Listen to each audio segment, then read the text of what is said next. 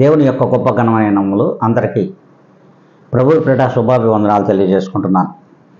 ఈ దినం దేవుడు మనకిచ్చినటువంటి నూతనమైన వాగ్దానం, అది 1వ కీర్తన 5వ లేఖనము. నీతిమంతుల సభలో పాపులు నిలువరు.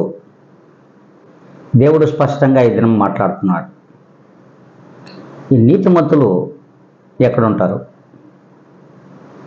ఈ నీతిమంతులు దేవునికి అతి సమీపంగా ఉంటారు. దేవుని యొక్క యథార్థతలోను నీతిలోను వీళ్ళు పాలిభాగస్తులుగా ఉంటారు. మరి పాపులు ఎక్కడుంటున్నారు? వీరు భక్తిహీనులు, బలహీనులు కనుక వీరు పాపుల లిస్టులో ఉంటూ, అలాగే వీరు నరకమునకు నెట్టివేయబడతారు.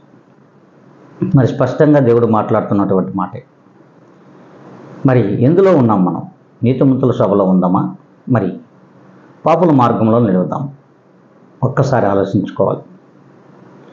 కాబట్టి పాపులు నీతిమంతుల సభలో నిలవలేరు కనుక మన యొక్క మార్గములను ఆ నీతిమంతునికి ప్రభువైన యేసుక్రీస్తు వారికి అతి సమీపంగా ఉన్నట్లయితే ఖచ్చితంగా ఆయన సభలో ఆయన ఆనుకొని మనం ఉంటాం. మరి ఆ రీతిగా ఉందామనుకున్నట్లయితే ఈ దినము నుండైనా ఆయన యొక్క ప్రార్థనలు అందరం కూడా తలలో ఉంచుకొని కళ్ళు మూసుకొని ఏకీపిద్దాం.